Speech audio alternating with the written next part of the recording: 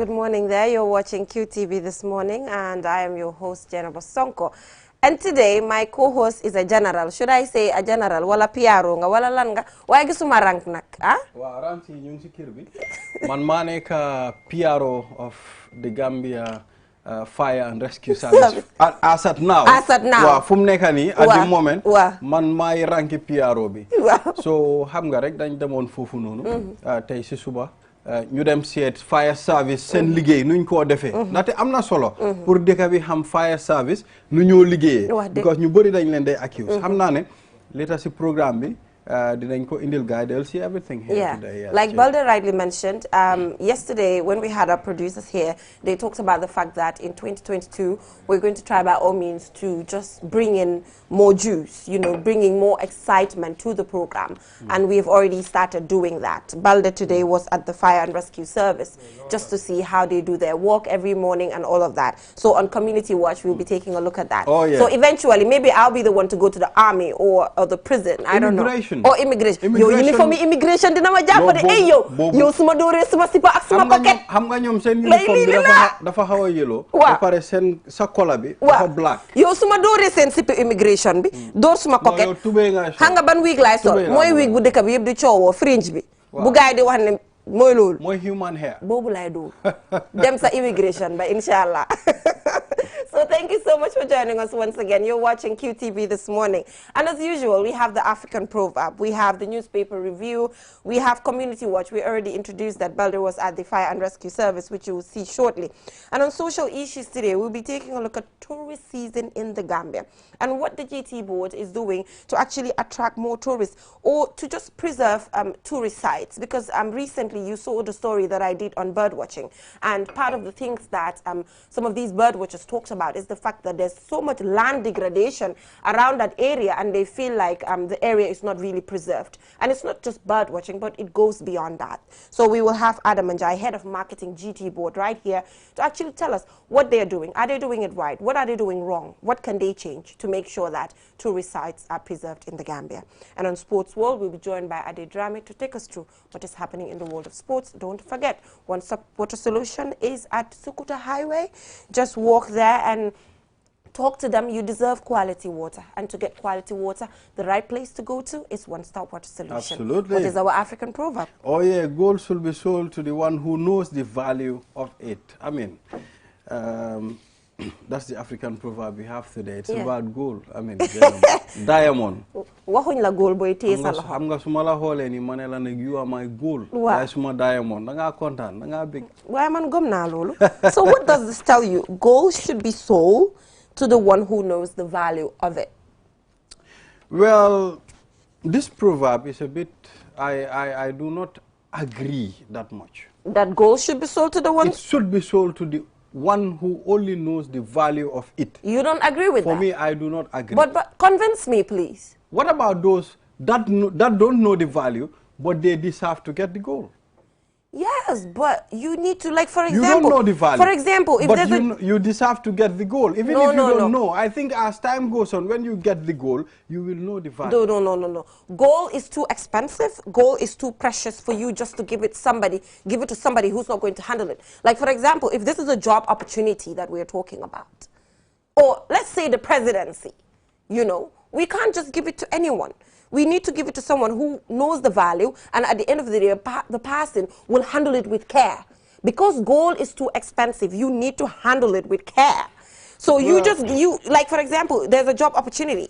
You know, like there's a UN job on communications, and you just give it to an individual who has no experience when it comes to communication. You give it to an individual who has absolutely no experience. You give it to an individual who's not honest. Well, you give it to an individual who is not willing. I understand. Does that person deserve it? No, I understand in that context. Yes, you understand? But that is the context when it comes to certain things, certain responsibilities, I understand we should mix what we call those who know and those who don't know. Those who know should teach those who don't know. Yes. For me, that's how I say. But knowing the value of something does not only mean you need to know about it.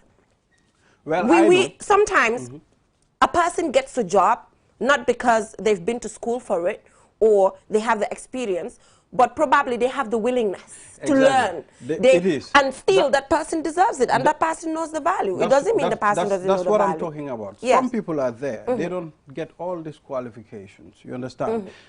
But at the end of the time, they get a job. You understand? And they perform more than those that got the qualifications. Yeah, that talks about willingness. Sometimes qualification, at some point, you understand, qualification without executing your duty, it's useless. It is useless, but most of the time... So what about if you give the goal to a person who deserves it? Yeah, but in this context, how much goal lañ la wax?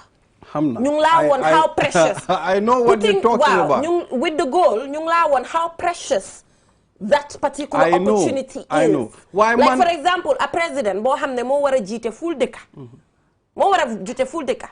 Xamut moom su demee lan la fa war a def. For example, xamut value wi nekk president. For example, nga jël ko jox ko. Kooku yaahute ak yooyu su amee ndax deserve na ko. Waaye kooku noonu su fa duggee bu yàggee. Dafa xam ruha yi dafa xam fu mu war a jaar. Loolu dëgg la waaye man dama believe in competence man laa wax de man competence laa gëm. Si lu nekk. Nobody can doubt that. Sometimes waaw man loolu laa dee gëm man dama believe in competence. Dafa am certain liggéey yoo xam ne. Balde doo fa dugga ba pare jàngee ko si liggéey bi déedéet. waa ji dafa am na yenn liggéey yoo xam ne. dafa am lu ma la doo fa duggee jàngee ko. I want to tell you something. Loolu amut. No wait. Si man. If Major is talking, you listen. Okay. Wow, if General is talking, you listen. Tey man maa nekk si commande bi. Waa lu ma wax mooy. Waaw. Da nga gis ñenn ñi nga xam ne. Jenaba. Def nañ dara li nga xam ne ñoom foog nga indi gaay xamuñ de. waaye nga won gaay. You need to show them. Soo leen wonee. Da nga gis ne dañoo xam the value of this thing. waaye bu nekkee ne yaa ngi ne it is only deserved by people who knows the value. yaa ngi indi segregation. waaw waaye yow angle bi nga ko nekk di jëlee. understand naa ko waaye fii nekkutee si angle boobu because suñ ne góol dafa rëy góor dafa expensive. ndax góol man ak yow dañoo dox téye ko. non duñ dox téye ko. jeex na so ñu ngi laa woon how big. waaw whatever this thing is. exactly comme man daal dama just gëm ne nit ki. Sometimes even so amutee the experience and amuloo jàng bi willingness bi honesty bi loolu won na la value of yow lan nga bugga so yow bu boobaa loolu da nga koo téye with care understand waaye yii yëpp su fa nekkutee then da ngaa gis the individual bi will not handle whatever opportunity or whatever that is happening with care to an extent. Xam nga man at some point what I think gis nga doomi aadama although some people are very strong headed duñ dee dégga te duñ mus a change but am na ñi nga xam ne soo gisee ñu mel nuñ mel dafa mel ni comme fu gaa jógee la some people are from very crazy backgrounds understand nga xanaa xamuloo background daf dee tax nga mun a nekk benn façon nit fekk yow doo kooku soo amee ku laa guide tuuti rek you will change you start seeing things xam nga comme nit ñi luñ ko dee gisee waaw people need to be guided more waaye dama laa won ne tam they just you know they just certain opportunities or certain things yi nga xam ne doo ko dee jàngee foo nekka waaw loolu dëgg la loolu foog nga jàng ko foog nga defaru waaw nga xam value xam lii lan la nga mun koo téye because dafa delicate dafa mel ni nen tey boo ko téye boo ko foyee xam nga ne dafa daanu xam nga kooku xam na value nen bi su moo dox nii la koo téye so that's what I'm talking about. Wow, bana amul problem. Win na commander bi. Commander bi has to agree with me. No, danuna. Anyway, so after that we will now go for a short commercial break, and we will join by Mar Nyang. It's been a while. Mar is coming. Is here. Oh my Mar God. is about to join us on the newspaper review. So we will just go for a short commercial break, and we will join by Mar Nyang from Gambia Participates to help us analyze some of the stories that we have here on the newspapers. We'll be right back.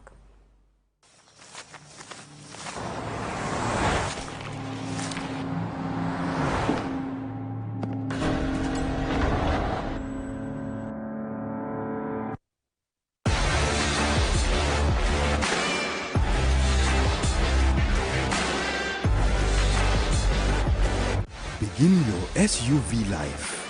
S-Pass Motors, the new authorized dealer for Kia. Visit us today or call us on 3522-222, 353-2222. Looking for the fastest and easiest way to receive money transfers from abroad? Well, QMoney and Ria just made it happen.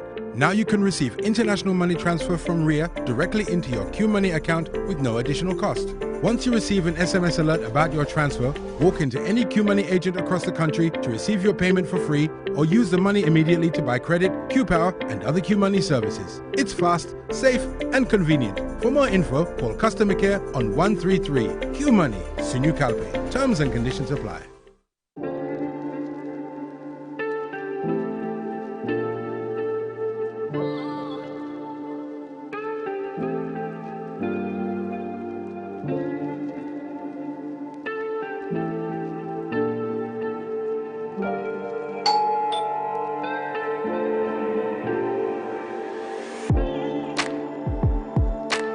Want it? Order for it and pay quickly using QuickPay on the QMoney platform. With great technology comes ease and convenience. Get a glimpse of what a comfortable life is with QMoney by dialing *323# now. Call 133 for more information. QMoney, Sunyu Kalpe.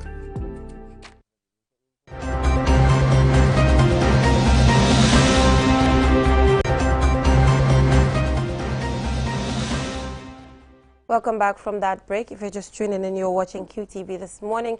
And today I'm here with my general from the Fire and Rescue Service. Thank you so much, General, for joining us on the program. So on Newspaper Review, we have Mar Nyang from Gambia Participates to help us analyze some of the stories that we have on the papers. It's been a while. Thank you so much for joining us and Happy New Year. Thank you very much, Jay. Hi, Balde. It's always a pleasure to be here. Yeah, it's good to see you here. And Happy New Year to you too as well. All right. So now you have the point there as well as the Progress newspaper. Yes. Let's take a look at the headlines. CAF refuses Gambia's request, and of course Banjul Oxygen threatens to stop supply of oxygen to Ministry of Health. NPP reacts to Supreme Court ruling, and Drug Law Enforcement Agency fights drug war with arrest. Yes, that's the Point newspaper. Okay. Jenaba, is that the...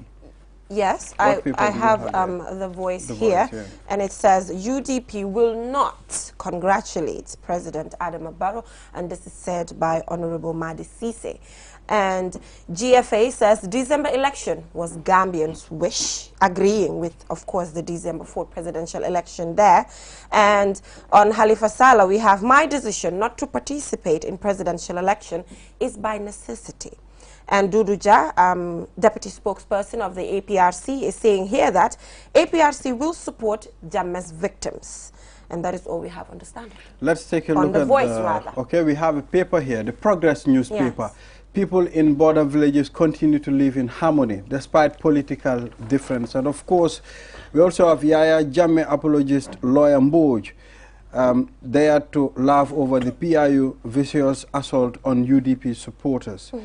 And GRA Deputy Commissioner General says he is impressed with the level of tax compliance. All right. Is that all? Yes. So thank you so much for joining us once again, Mar. So on The Voice, we have that the deputy spokesperson of the APRC is saying APRC will support Jammeh's victims. Going through the story, it does not say specifically what support they'll be providing to these victims. I'm not sure about that, if they'll be backing the TRRC or providing reparations, which I don't know if they can. I'm not sure what they're really talking about, but what does it mean to have the legitimate body of the APRC in front of the IEC, considering there was a split, coming out to just say that the Gambia is bigger than Yaya Jammeh, because that is what Duduja is saying in this particular story.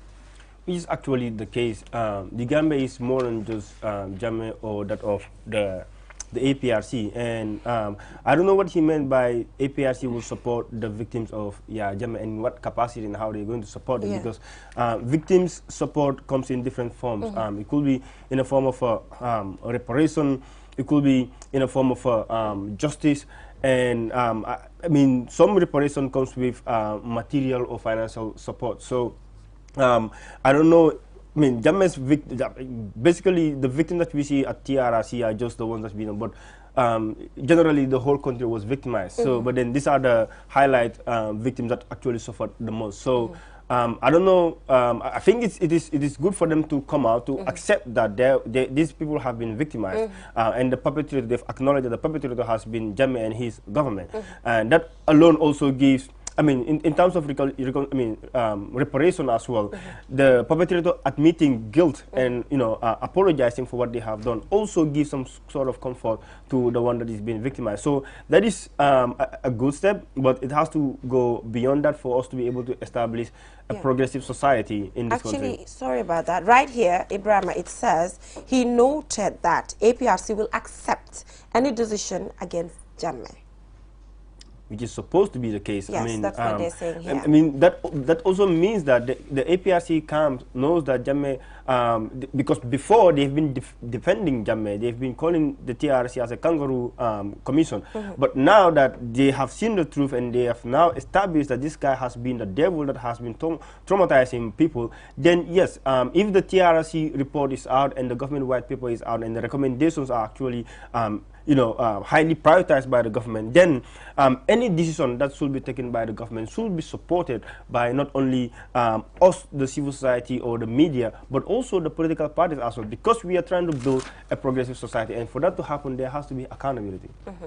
Well, my own point, I mean, it's not just of clearing, maybe using this to clear your name as APRC, but once you said APRC will support Jammeh's victims, I mean, I think you should go all the way to support the victims, not just saying it on paper. Don't you think? Definitely. I think it has to be in practice, not in theory.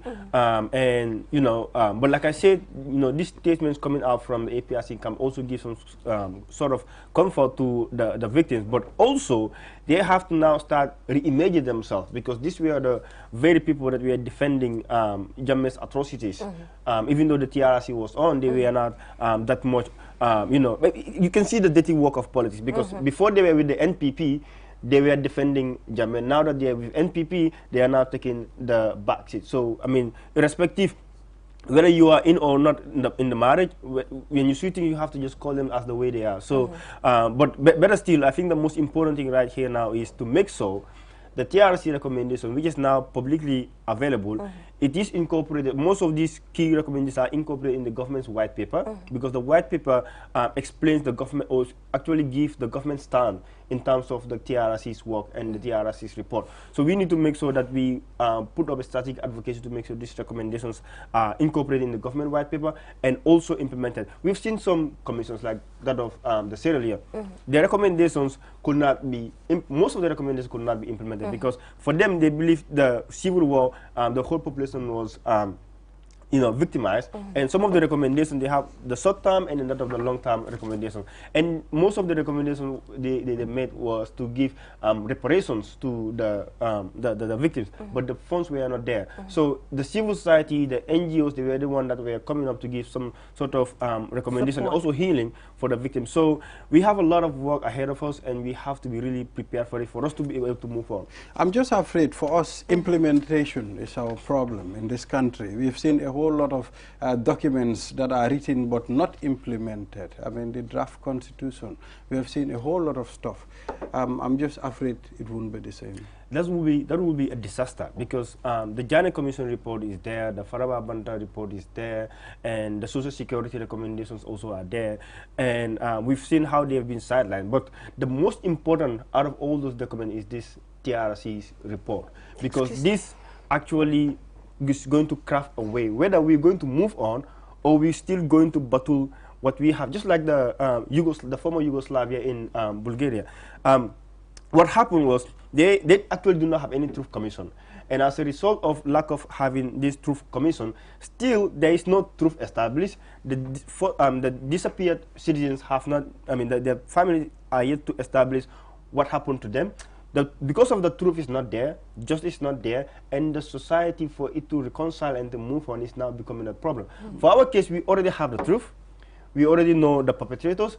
Now we need to move to the next step, and that is we need to make sure there is reparation, we need to make sure there is reconciliation, but most importantly as well there is justice. If the government is slow about those, or if the government does not show any political will about that, then there's going to be a bigger problem, and we are not prepared for that. So, Mar, do you think there's a need to set up a fresh commission in relation to peace and reconciliation? Do you think we need that as a country? It depends. I think that is a very important component in terms of building up reconciliation and then maintaining peace. So I think having experts that will be guiding this process, because it should not be done. You cannot bring people like Mar to do that, because that's not Mar's expertise. But if you have an expert, that form, it could be an ad hoc commission. It doesn't necessarily to be something that is there permanently. So these people could be guiding the way forward to building a peaceful and maintain the peace in our society, but also in terms of reconciliation as well. In transitional justice, there are two forms. You can do either the conventional way of reconciliation or the traditional way of reconciliation. And in our case, we've seen the traditional way of reconciliation has been really helpful. So you need to have these bigger heads put together to make sure that we move away from this. But just to emphasize that also the government really have worked ahead of us, and they have worked ahead of our anticipation, because when I realized that they were putting out the TRC recommendation in less than a month, it shows some sort of political willingness. Will. Yeah, putting out the TRC recommendation without dilly-dallying. But now, most importantly, is the government-wide people. What is going to be the content of it? That's what I'm more curious about. Looking forward to that. Like you mentioned, there's already that willingness that they decided to come publicly to just show us what the recommendations are. So moving on, we're still talking about politics and, you know, just the presidential election, as we see that UDP here is saying will not congratulate Barrow, says Madi Cisse. Honorable Madi Cisse of the UDP is saying that they will not congratulate President Adama Barrow. And GFA, that formed an alliance with UDP, on the other hand, Honorable Bibi Dabo's camp is saying that the December election was Gambians' wish. So, you know, it seems UDP is alone right now, in a way, when it comes to disputing the December 4th presidential elections, or just saying they will not congratulate President Adama Barrow. Well, I don't know, I mean, if it's only UDP, but did GDC accept? I've not seen any acceptance as well coming from them as we speak. Well, they have to move on. That's the reality. They really have to move on, because I mean, we as the observers, when we, like I said it somewhere else, if there was any electoral fraud on election day, the first group that would have raised that up was going to be us, because we were collecting real-time information, and during the election day at 1 p.m. we already made our statement.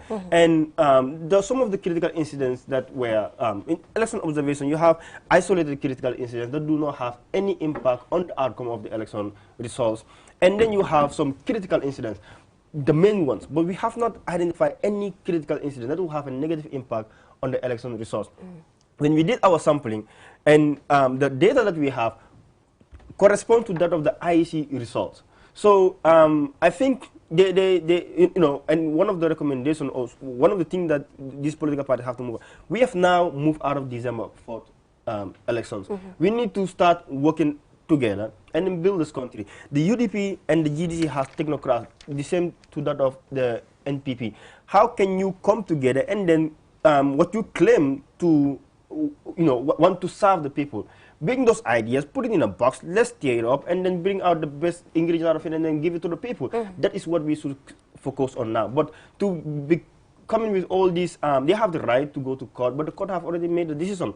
Now, if you want to go to the ECOWAS court, you can also go to court. But please let us move on. These elections, I have not seen any election in this country that is more transparent than this one. And this is really a reflective of the people's voice, the people's wish. So we really have to move on. And then I guess if they were in Barrow's position, they would not actually want this to be coming from the opposition. And I have not seen any, or I've not heard of any election observer depicting the elections that they are not fair. I mean, all of them, they were here, international observers, as you know, they were all here. And all their conclusion was positive about Gambia's election. And I think this is a tone for Gambia. So we are to maintain this mark. Exactly. That's the reality. And for me, in the petition, what I have not seen is where there was actually an electoral fraud on election day. What I have read is what has happened before the election day. Now, we talk about the registration, but there are laws that govern registration. When you have a complaint, where to file the registration. Let's say, for example, for us, when we had the issues, I even want to come to that, but when you say there were non-Gambians that were given voters card, right, and the IEC printed the voter roll and then put it out in the public. If you know these individuals that were given voters card and they are not Gambians, there was a revising court that was established in all the 7 regions. And the revising court was mandated to oversee these complaints, but there was no complaint filed. So for me, I believe the Supreme Court will not have the jurisdiction to listen to cases that were supposed to be decided by the revising court, and no political party have gone there. And then all the political party representatives, during the registration, they were given a seat to check what was going on, whether right or wrong, and then give their report. But this was not the case. Why wait until now? So it's pretty too late for those things to be brought up. And let us see the names. Let us see the names being reported at the revising. So really, we need to move on. We have a country to build. And if there was an electoral fraud, trust me, we the civil society, because we are the only ones that are on top of the government, always criticizing. We hardly praise the government, right? We always wanted to look at the negative side. So if there was any during the elections, we would not have come together as a civil society and then say the election is free and fair, because we have not seen any. We don't have the evidence to say there is an electoral fraud. So look, you can compare the Gambians election, the credibility of the Gambian election, to the most developed democracies in the world. It is the most transparent election. Exactly. I mean, Jammeh said it when he was living, that the Gambian election is, rig-proof, right? You cannot rig the Gambian election like that, because everything is done in their presence. What he was banking on was the mistake, but not that there were some loopholes or something. So yeah. Really, so moving on.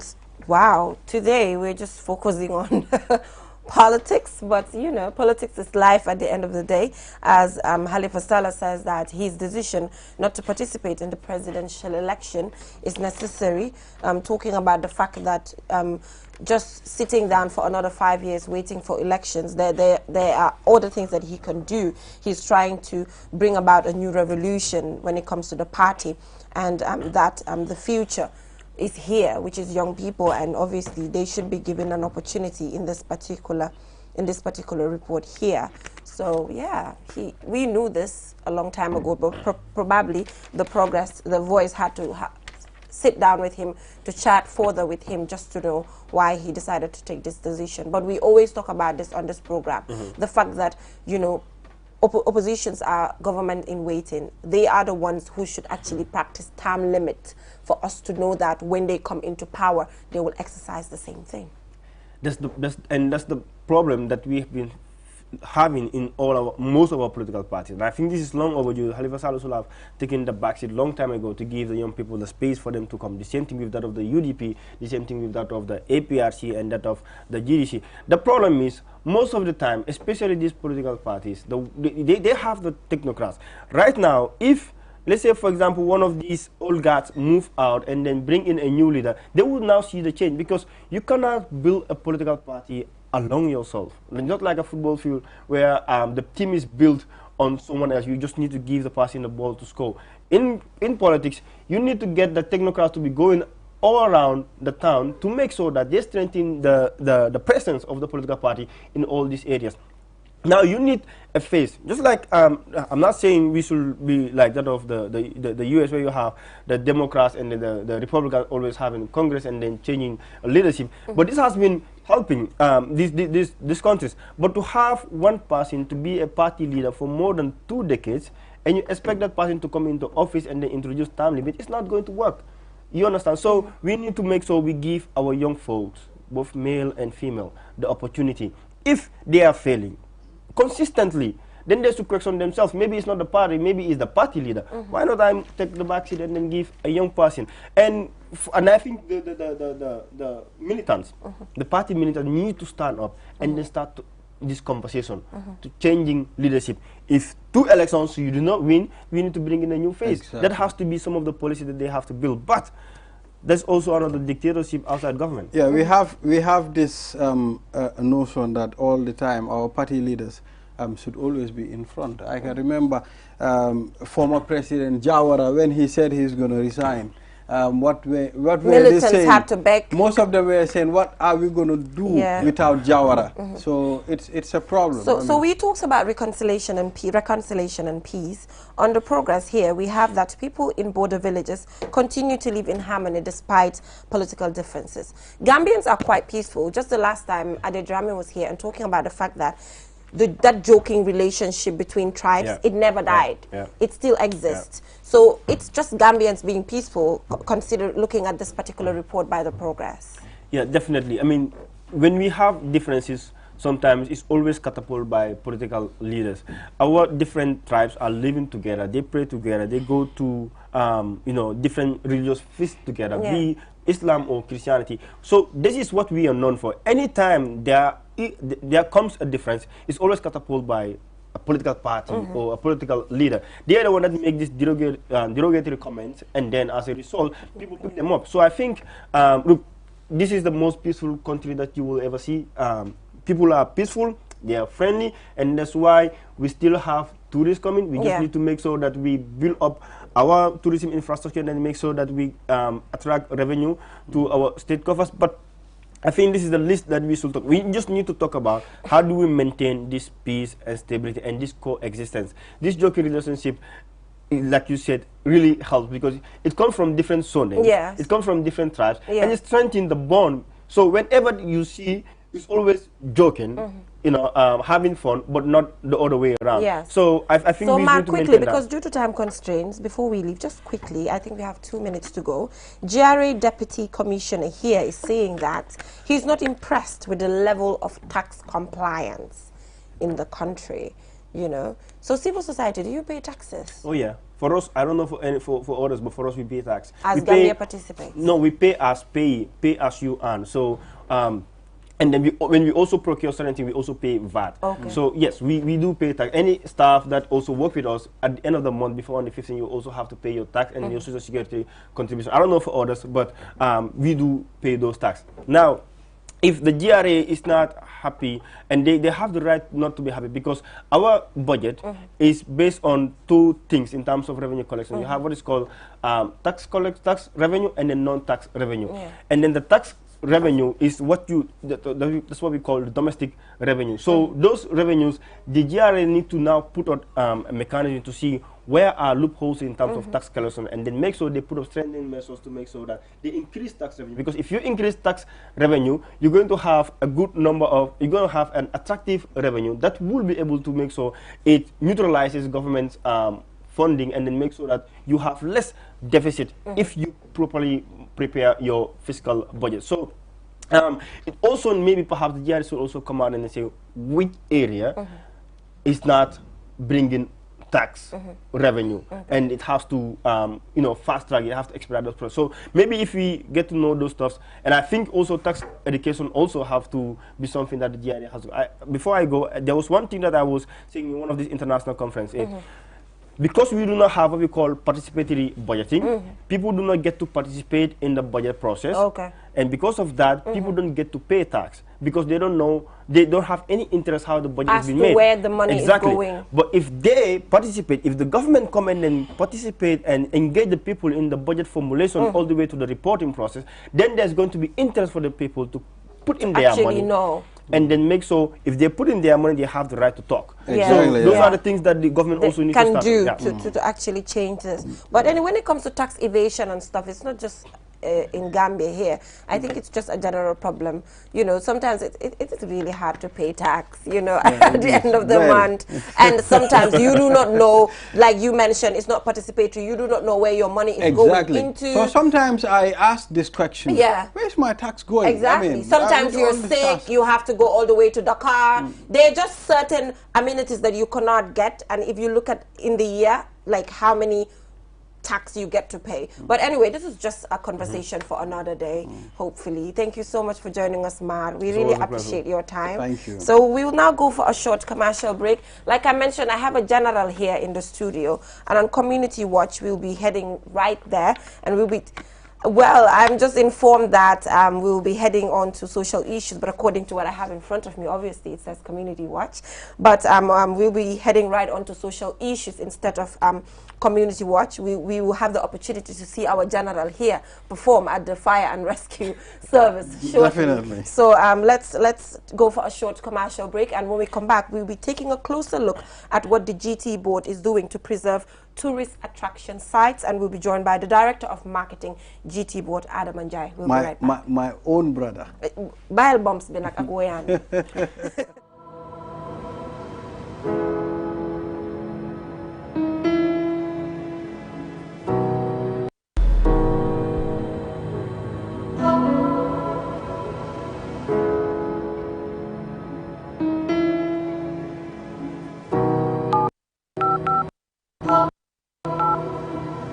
I am the light goddess. Everything I touch turns into light. I am the light at the end of the tunnel, and my technology is the answer. I am the happiness in your life. I keep you connected, and I am Q-Power. I am Q-Cell. I am Sunibus. We innovate, others follow. Call 111 for more information.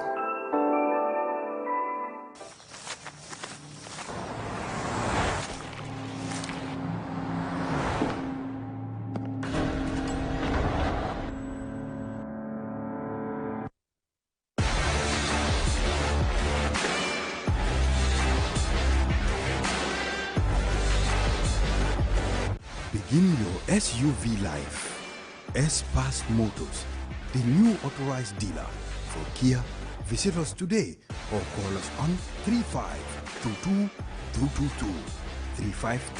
353-2222.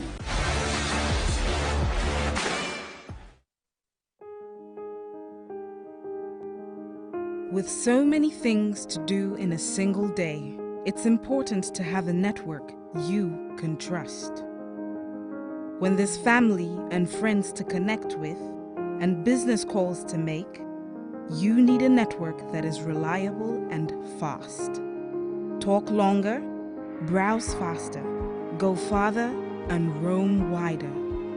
When your network is solid,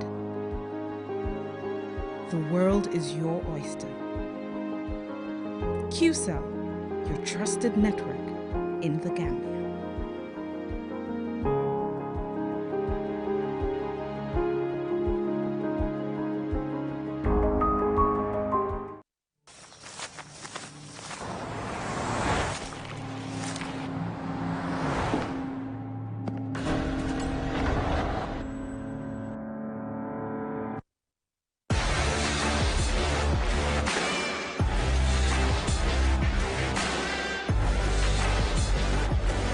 Begin your SUV life.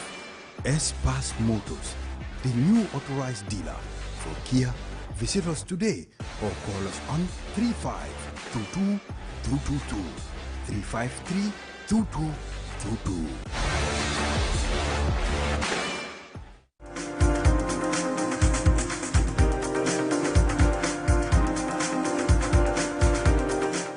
Welcome back from that short break. If you're just tuning in, you're watching QTV this morning, and I'm your host, Jenna Vasonko, with my co-host, General Ibrahima Balde, today in the studio on the program from the Fire and Rescue Service. of the Gambia. Fire and Rescue Service.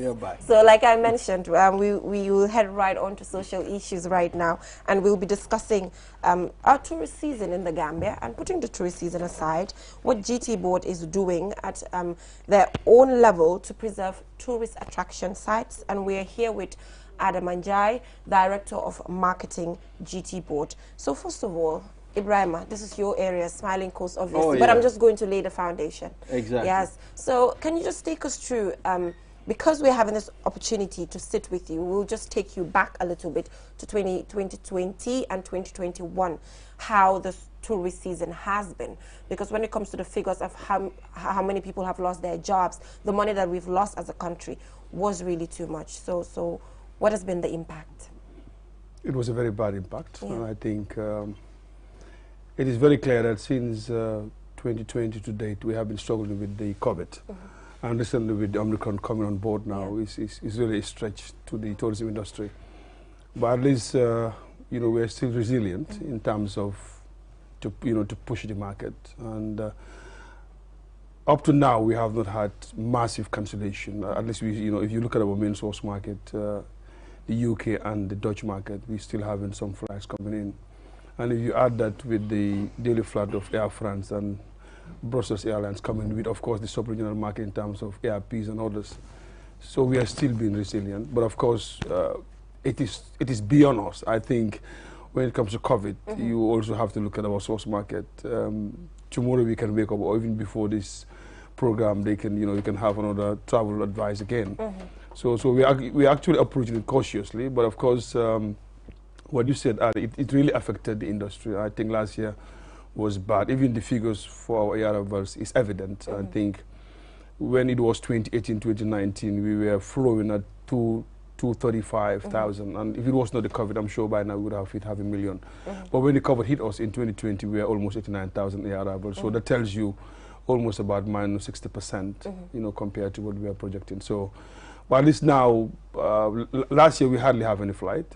Now, if you look at the UK, we have TUI UK taking over the route of Thomas Cook that collapsed in 2018, 2019. Yeah.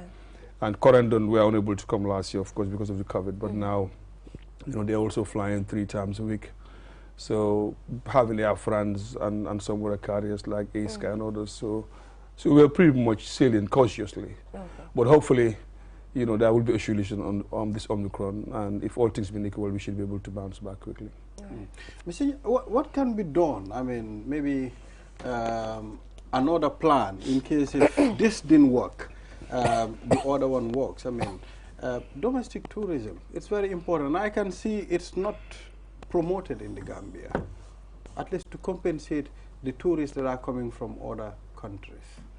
Well, I think the Honorable Minister of Tourism, Honorable Amarin Keba, of course, spearheaded the issue of domestic tourism. And I'm sure we have always been working closely together with our partners, including QTV, to promote the domestic tourism. Because what we have discovered is, I think COVID has taught us a lesson. We are too over-dependent on the source market, particularly the tour operators. And for them, it's going to work for them or they pull out. And we have to sit back as an industry and see what next, just like what you said. And the first point of call would be the domestic tourism. And I think now if you go to the likes of Tamala and Apkas and others, you can see many Gambians are now going out. If you come, even if you go to Tropics Garden, the new mall that has been created at the Senegambia area, you can see that so many Gambians are coming out. And I always say this, tourism have to start from us. If we depend too much on the West, anything is possible. And we have seen, during the COVID. And that's why the Minister of Tourism and Culture and the GT board, with all the stakeholders, including the 3 satellite institutions, are working tirelessly to make sure we push the domestic tourism. When we have that, and of course the sub-region also is important, because we have seen that it is the sub-region that is the answer in terms of situations like this. Most African countries are not highly affected compared to our source market like the UK and the Dutch market. So the likes of having ARPs flying 4 times a week is a good one. ASky is flying 4 times, and the likes of Air Senegal and others. And at least before the election, the Honorable Minister was supposed to embark on a very important meeting in Nigeria. Unfortunately, of course, because of the election, we have to push it. But I'm sure it's still on the table. And we will continue to push the sub-regional market because it is the plan B, if not even plan A now, because you never know what happens next in terms of the COVID. Yes. Yeah. So Mr. Njai, let's talk about, I do not know if this is under your jurisdiction in any way. I'm not 100% sure about that, but probably you can make it clear. When it comes to the fees that are attached to tourists coming in and outside of the country, and just anyone coming in and outside of the country, when it comes to the tariffs, the $20 or the $1,000 fees that you get to pay, is the GT board in any way involved in that? And if you are, in what way are you involved? Because there are a lot of recommendation as to how that $1,000 can be channeled, to just make sure that it is more convenient for the passenger. And let's take a look at our tourists more than us as Gambians, because we need our tourists to come here. And at the end of the day, they get to suffer for it, to get to pay for it here and there. It is really, really stressful. So are you in any way, you know, connected to this $1,000 that you get to pay when you come in and out of the country? That's a very interesting question. I think our Honorable Minister is fully instrumental in terms of what should be done. I think I will not dwell too much on the $20, but it was actually done, and it's already here. I think the way forward now is what can we do to actually put it within the ticket, like you mentioned, to actually bring the convenience. There are still some talks going on. I think the $20 going and coming is for the Sokori port, it's at the airport. It has nothing to do with the GT board in terms of collecting it. But we are working with our partners. I think airport, civil aviation is part of our partners. Sokori port, they're here. They got no choice, and we are partners. So anything that is happening within the country, one way or the other, it affects the tourism. It does. So we are very key in this, and like I said, there is some discussion behind the scenes, which I will not dwell on. But I'm pretty convinced that there will be a solution, and I agree with you. It's important to look at the convenience of our tourists, because coming out from a flight, you have a queue. You might not, even your visa card might not work. You might not even have $20 to pay, and we are cognizant to that. But I can tell you, the GT board and the ministry and the stakeholders are working on that. Yeah, and please, Mr. Njai, while you are having those behind-the-scenes conversations, which I can't be part of, this is just a recommendation that even if we have to pay it and it is not part of tourist ticket, let it be paid at the bank prior to coming. Bank, I do not know, or paid online, just to bring in that transparency and accountability. No, to make it easier. To make it easier as well, having to just be there and give the $1,000 to an individual who might not even record it. Where is your money going to? All of those things. No, for me, if in terms of transparency, I think the best option is to put it in the ticket, because I believe so too. The airline and the tour operators will be selling tickets in advance, so that the fees will be infused into the ticket. So when you pay that, then there will be remittance from the tour operators or the airline to the recipients in the country. But like I said, you know, all those are recommendations that we have in mind, and we will keep you posted accordingly. Thank you. Okay, let's now focus on heritage sites. You know, very, very important. A few months ago, I traveled up country. I visited Wasu. I went to Kirbach. You know, I've seen the jobs that you people are doing at Kirbach. I mean, very nice. But we have also certain places, I think, it needs to be improved, Mr. Njai. I mean, let's talk about Abuko Nature Reserve. You know, I went to Abuko Nature Reserve and I could not believe what I saw. I mean, it's not attractive. If you go in there, it's not attractive. And these are things that bring tourists into this country. And if you have it, because I am tired of hearing tourists going to Fatala in Senegal, you understand? I want them to remain in this country. So what are you people doing about it with the Ministry of Tourism? Thank you. I think the Honorable Minister, again, is championing this. I'm glad that you mentioned about the issue of Kirbach.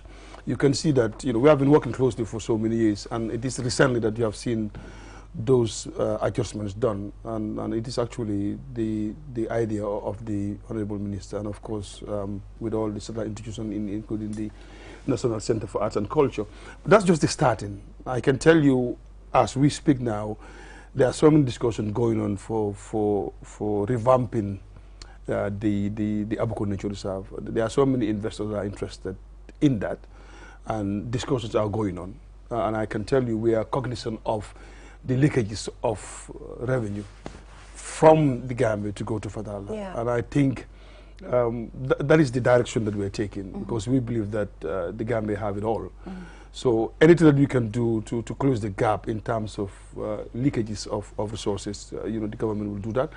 But I will not be able to give you the timeline of when this thing will be finalized. But definitely that is something that we are really focusing on. And I can tell you, the National Center for Arts and Culture is also working closely with us in terms of heritage sites and in terms of the promotion of the heritage sites, and including even the cultural activities across the country.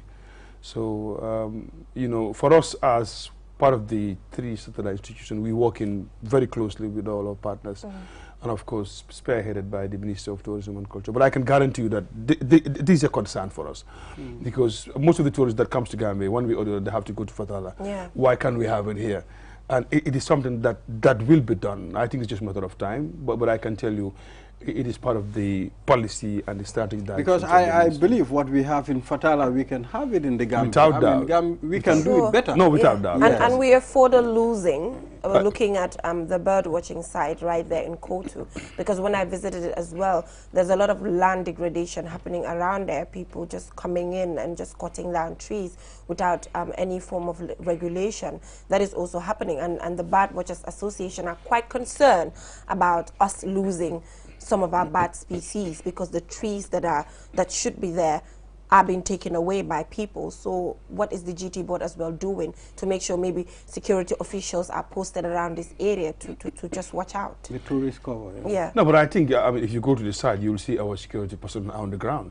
It's one thing to have a security person on the ground, but there are institutions that are responsible for preservation of these areas, and I think Parks and Wildlife is key in this. You understand? And, you know, we're working closely with them because, like I always say, it's, you know, we cannot be everywhere. And I think the issue of memorandum of understanding between institutions like the Parks and Wildlife, you know, is key. And to come back to bird watchers, I think, yes, we are concerned of the situation. But I can tell you, I think we have been working very closely with the Bird Watchers Association. I'm sure you can recollect that we used to have these Bird Watchers you know, annual Bird Watchers Festival. It's only recently that we actually put a halt to it because there were some challenges in actually implementing to the fullest. But I can tell you, you know, we're working closely with them, and their concerns is our concern because, you know, we even visited the place recently, and we have seen what you are talking about. Yeah. But from that day, we have started engaging our partners, including Parks and Wildlife, and some other institutions that are actually supportive on that, because, you know, there are certain areas it has to be preserved. And I think it is not fair to start cutting trees here and there that will eliminate the flora and fauna of this country. And I think this is where we have to be very vigilant in terms of preserving. But of course, and I think bird watching is one of the niche products we have in this country. If you can have about 550 bird species, that is something you cannot beat the whole of the sub-region. And I think that even if you look at our promotional campaign, bird watching is actually at the center stage in terms, and also river cruising among others. So we are, you know, we working towards sanitizing that place. And, yeah, so sometimes, Ibrahima, it's quite disappointing when I know there are several institutions that have to just come together and make something happen, and it doesn't happen. I agree. Or it's too slow. You have 5 institutions put in place. It is all of these 5 institutions, it's under their jurisdiction to care for something, and it doesn't work. Does that mean then we have to cut down as a country when it comes to the existence of certain institutions? I do not know, because no, I think we just have to be, I mean, you know, every institution has its mandate. I think we should all implement our mandate, because nobody will come and tell what the GT board should do, because we have the people on the ground to do that. The same applies to the National Center for Arts and Culture. The same applies to the GTHA.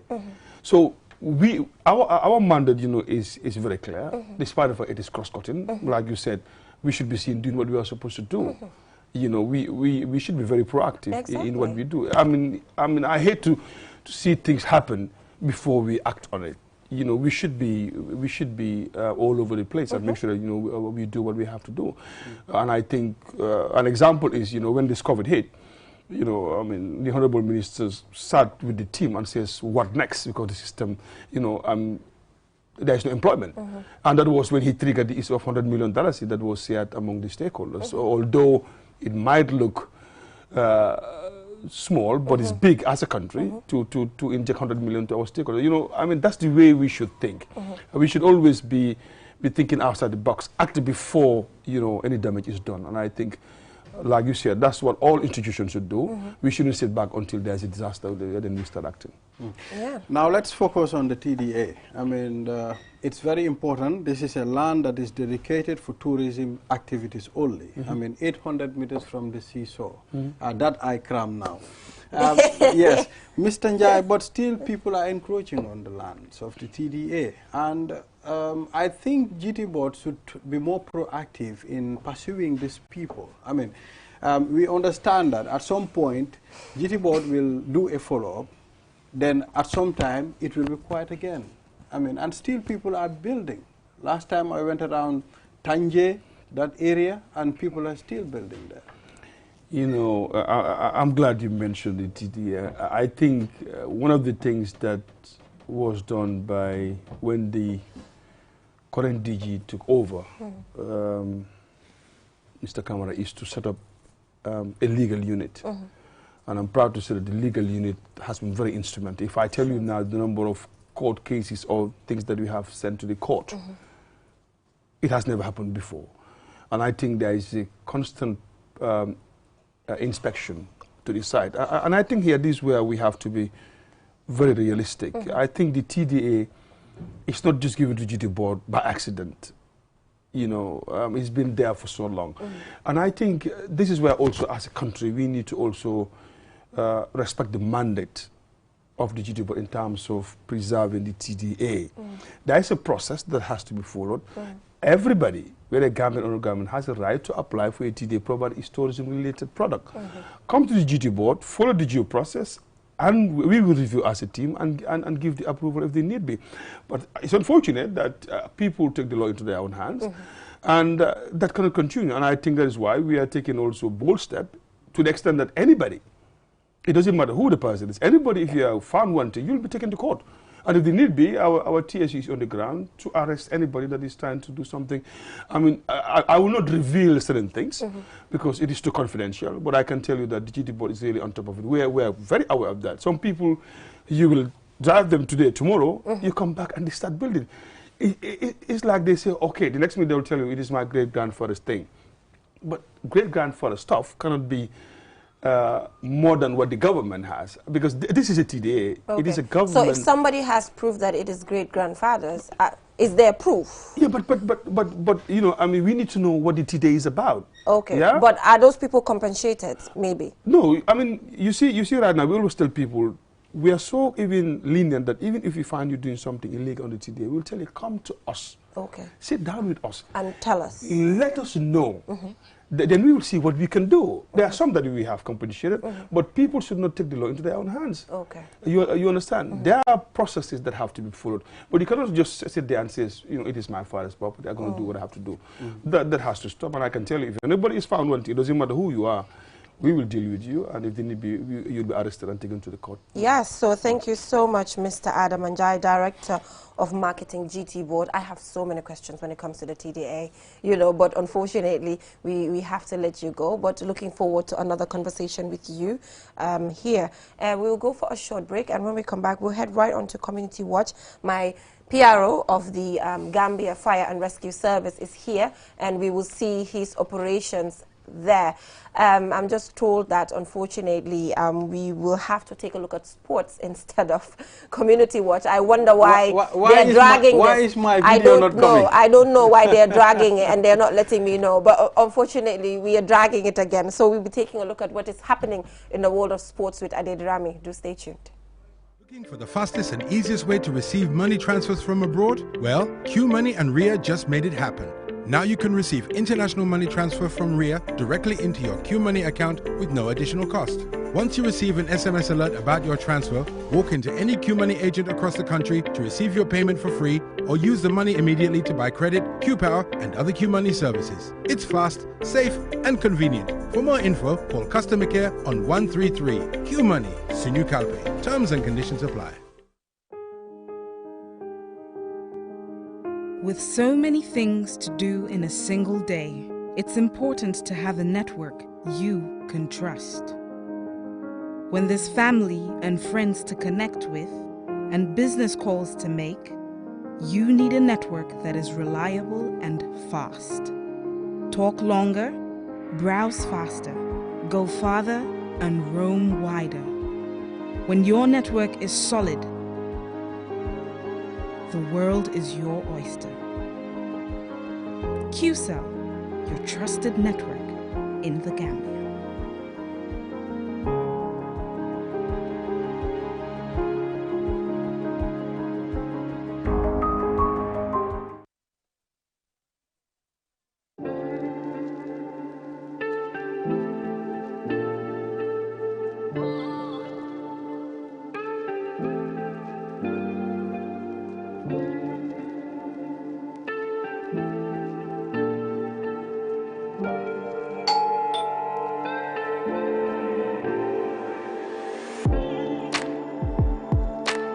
Want it?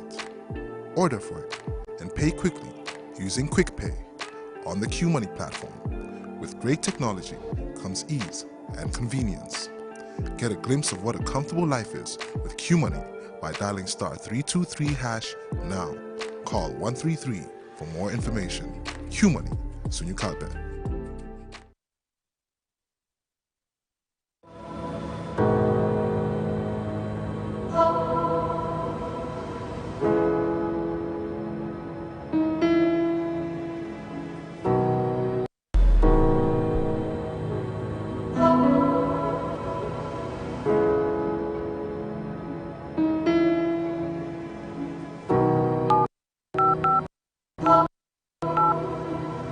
I am the light goddess. Everything I touch turns into light. I am the light at the end of the tunnel, and my technology is the answer. I am the happiness in your life. I keep you connected, and I am Q-Power. I am QCell. I am Sunyabos. We innovate, others follow. Call 111 for more information.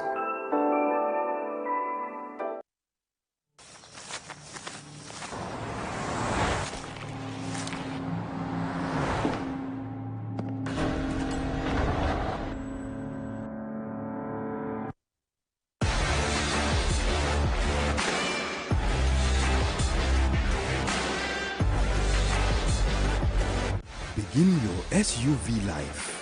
S-Pass Motors, the new authorized dealer for Kia. Visit us today or call us on 3522-222,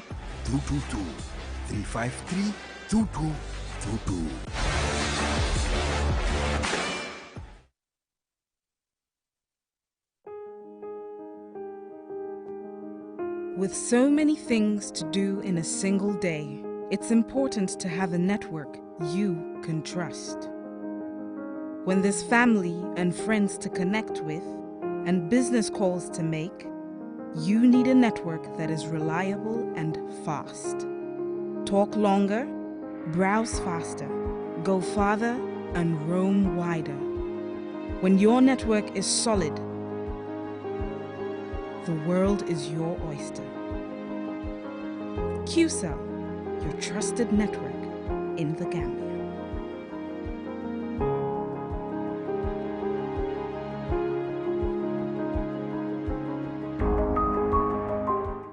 Looking for the fastest and easiest way to receive money transfers from abroad? Well, QMoney and RIA just made it happen.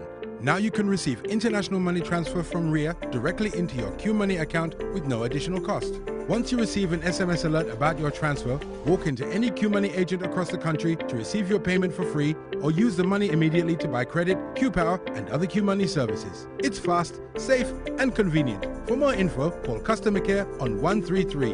QMoney, Sunyu Kalpe. Terms and conditions apply. With so many things to do in a single day, it's important to have a network you can trust. When there's family and friends to connect with and business calls to make, you need a network.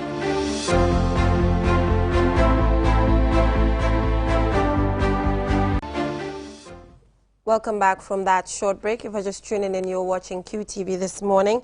I'm your host, Jenna Bosonko, with my co-host, the PRO of the Fire and Rescue Service, Ibrahim Balde. Exactly. So we apologize. Earlier, I mentioned that Sports Wall will be conducted by Ade Rami, but hey, we're joined by the dynamic Mamadou Gajaga. Our own Mamadou Gajaga.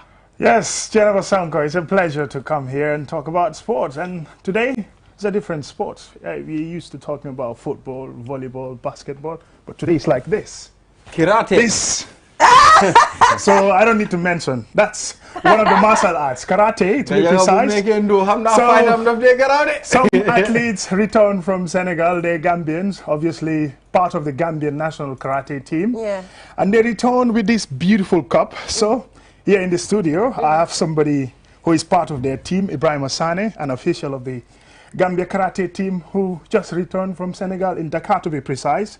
So in the 65-kilogram category, Basiru Traoré won the gold medal. And also, like I said, they came with a trophy. So they're here to talk about their journey. And as well as we'll be talking about another competition that they will be getting into. First, Ibrahim Asane, welcome to Q. This morning, I was going to say Q Sports. And it's not Q Sports, it's this morning. How are you? I'm fine. Assalamu alaikum wa rahmatullah wa barakatuh, fellow Gambians. And my people here, I'm saying hi to everyone. And then I am Ibrahim Asane, the Secretary General of the Gambia Karate Association under the Gambia Karate Federation. And today we are here with you guys, inshallah, to talk about the things that we actually got from the competition and then the preparation that we are doing for the upcoming competition, inshallah. Yes, first, tell us about the competition. You call it the Zapata? Zapata, yeah. Yeah, Zapata competition. You have different categories, but in the 65, Gambia won gold medal. Tell us about alhamdulillah. The West African Karate Championship, which took place December 2021, we went there and alhamdulillah, it was a success. Our national team captain, well known as Basiru Traoré, won the gold medal for the Gambia in general or in large. And alhamdulillah, in his category was 65 kg, yeah. And alhamdulillah, he won the sparring side, which is known as Kimite in Karate. Is it the one that involves the fight? Yeah. Like you have to punch me and then punch you? Oh yes. And then use the legs? Sure. Yeah. Oh, that's beautiful. Yeah. And in that Kimite, sparring, there are actually points that are usually given. And alhamdulillah, we came out with flying colors in that. Pointing? That's wonderful. So we will take some actions. No. But aside from that competition, you are preparing for another one. Yes. Inshallah. This and that's also going to be in Kaolack? Kaolack, yeah. The former one was in Dakar. And this one will be in Kaolack. In the stadium there, Lamine Gueye. Okay. Stadium. And the Lamine Gueye Stadium at Kaolack. Yeah. So is that one a different competition from the one that you have? This one will be different, but it's all the same. It's all karate championship.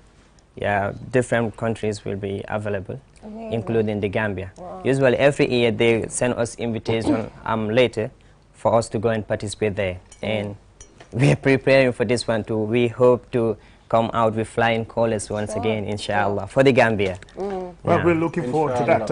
Just for the benefit of people who are watching, mostly people who watch our programs or listen to us speak local language. So maybe we'll just a little bit get into Wolof. Yeah, no problem. Mbokk yi nga xam ne yéen a ngi seetaan QTV, man la Modou Gajaga, ñu ngi waxtaanee yëfi sports. Waaw tey moom du football, du volleyball, du basketball. Tey lu ñuy waxtaanee mooy bii. ma leen jamee benn tànka ak sonni la so boobu karaté la so am yenn ndaw yi nga xam ne jógee nañ Gambia dem nañ Sénégal pour jël si benn competition bu tudda Zapata so si competition boobu noonu si catégorie 65 kilogramme bi am na benn Gambian bu win gold medal mooy ndam boo xam ne moo gën a rëy ndam yëpp foofu noonu si that catégorie Basiru Traoré so fii si studio bi ñu ngi am Ibrahima Sané moom mooy secretary general bi Gambia Karate Association mu ngi ñëw fii pour waxtaan ak ñun naka la Sénégal meloon si competition bi wax ñu tuuti foofu noonu well sant yàlla bu baax parce que demoon nañ foofu si jàmm ñu ñëwaat si jàmm waaye dañ si dee am ay gàllankoor yu ndaw moo nekk first of all comme dëkkuwaay fu ñu nekk ay nekkut place boo xam ne mën naa la wax ne dafa comfortable pour combattant yi because yow soo demee pour représenter sa dëkk at least dafa baax pour nga nekk in a very comfortable place fooy tëdda mu nooy nga mun a relax enough because long journey bi usually we go travel by land and not flight so loolu nag suñ problème la then hope ñu look forward towards that next time inshallah parce que combattant soo demee da nga need pour free sa mind bi and also da nga need pour dal before competition nga prepare sa bopp ndax soo da nga gis soo taxawee rek ñëpp ñu xam ne góor moo taxaw but then waruta mel comme nga dem ba foofu unfortunately nga mel ni ku feebar because of coono journey bi and stuff like that so loolu tamit war nañ ko put into consideration and even most of the time tamit suñ food stuff although dañu dee mun a serve ba mun naa la wax ne it's not that satisfying yeah so loolu tamit dañ ko war a put into consideration inshallah okay just pour tënk ko rek yéen a ngi waajal beneen competition mooy beneen competition bi moom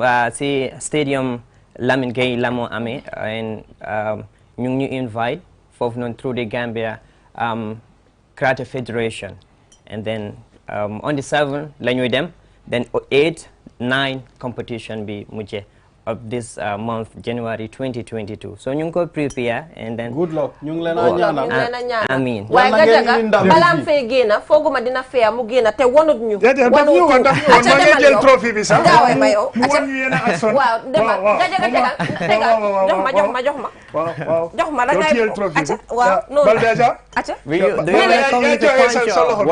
do you want to come with a punch or what non nag maa woon ma def déedéet I'm not punching déedéet you want to play punch so you want me to danga ko bëgg a poñe me am a soldier wa acca try songo ko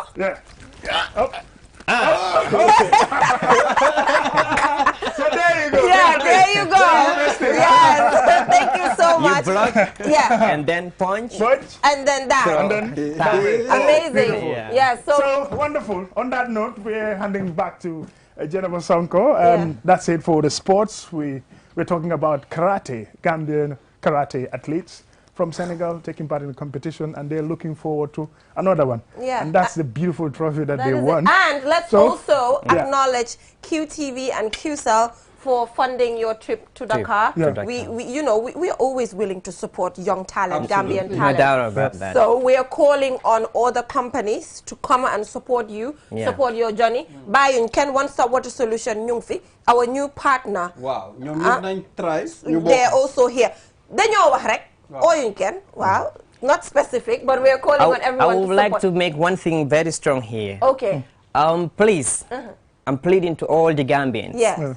And the Gambians outside the Gambia to make sure try to support us in this cause because the date is closer. We have to leave the Gambia on Friday. Okay. And I guess that's day after tomorrow. Tomorrow, yes. So please. And there's no support yet. Exactly. Okay. Nothing is in our coffers. Exactly. All right then. So put that. Inshallah. So yes, we will now go for a short break and finally the video that I've been announcing for so long and we can't have it. It is here. So we'll be taking a look at what happened today at the Fire and Rescue Service with General Honorable Piaro Ibrahim Balde. Let's go take a look at that.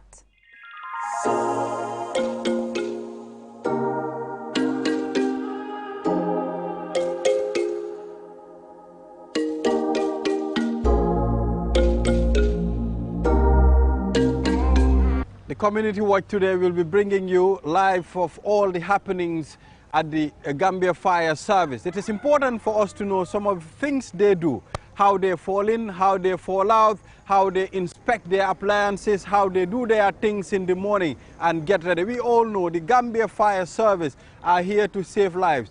People need them every day, up and down. So it is incumbent upon us to come and see some of the activities they do, how they start their daily activities. So we are the Gambia Fire and Rescue Service here in Kotu. As you know, Kotu is a very famous fire station. Anytime people call, they'll tell you we are calling the Kotu Fire Station. So it is very important for us to know the work that our fire service do.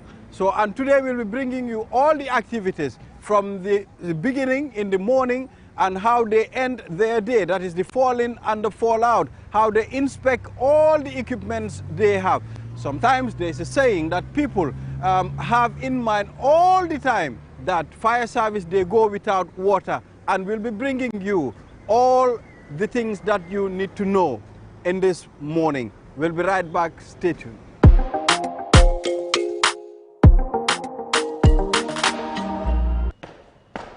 Hold attention. Correct, ma. Correct, ma. Correct, ma. Correct, ma. Correct, ma. Correct, ma. Washroom.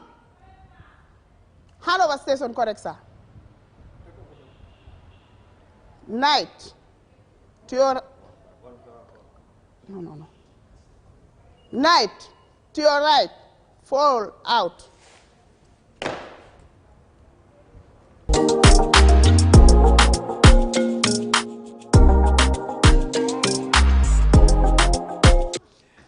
This is Kotu Fire and Rescue Station. As you can see, the fire department engages in proper handling and taking over every morning of the day to make sure that the vehicle and equipment are all in order. The previous episode was an episode where men and women of the fire services takes over duty at the station, but what happened later is to make sure that the vehicle itself is inspected, and the inspection is exactly what is happening here. The two drivers must engage in a perfect handing over.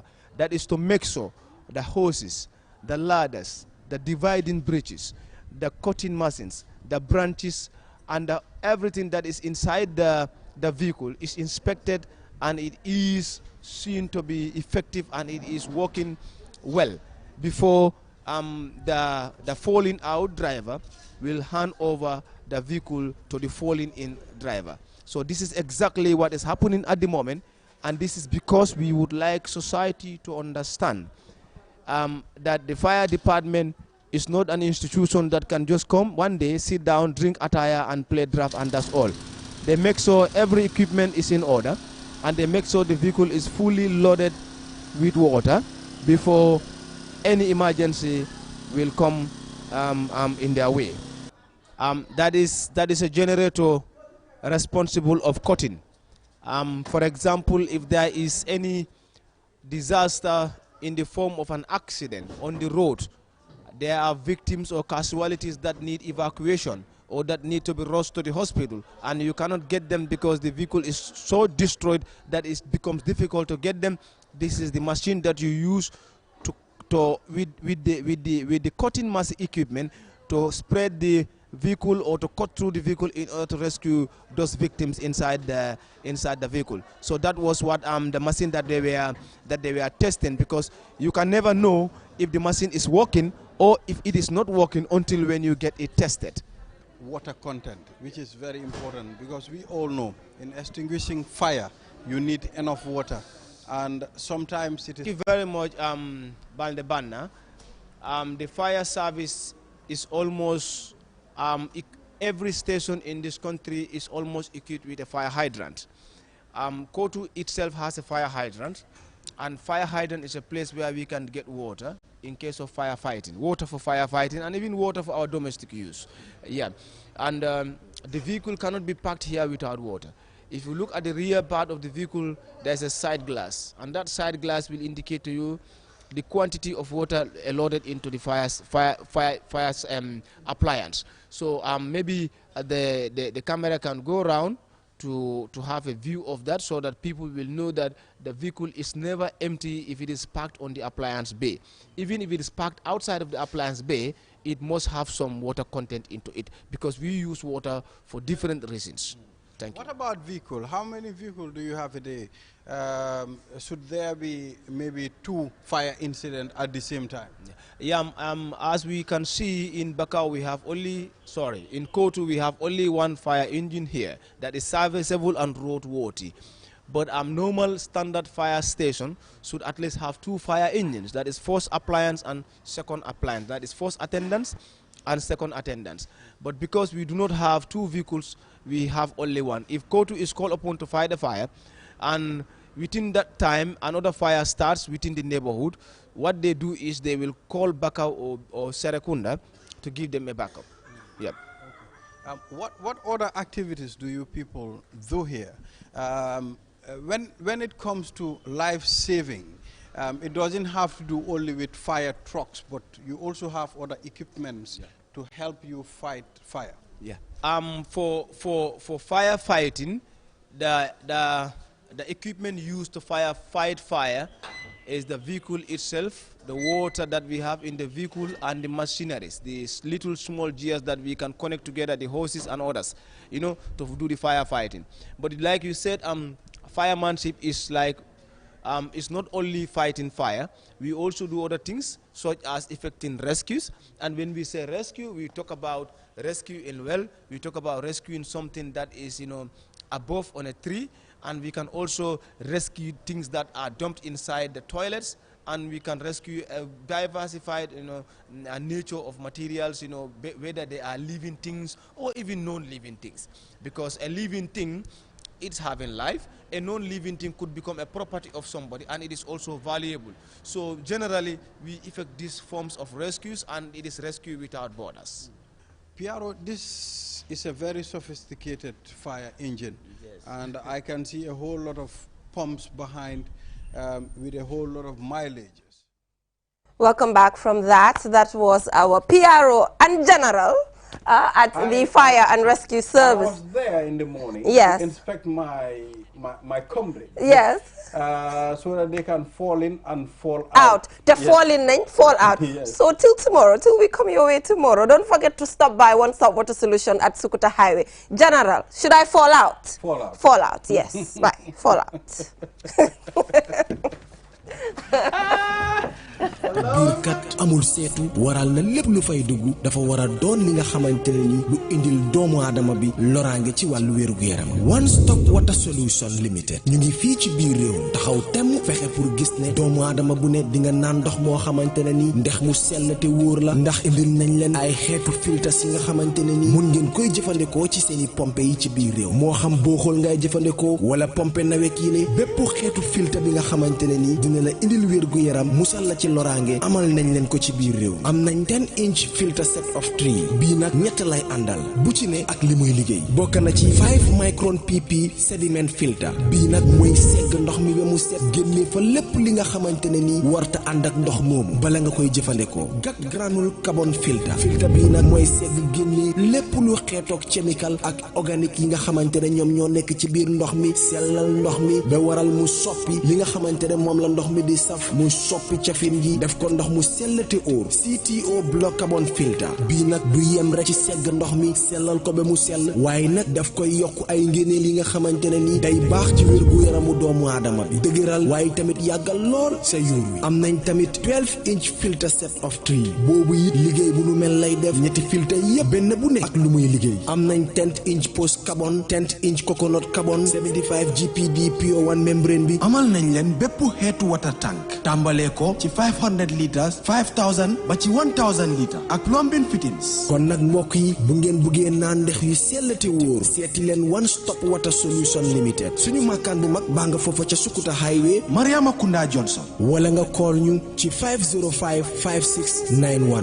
796 8272 One Stop Water Solution Limited ndox mu set mooy yàggal dund ni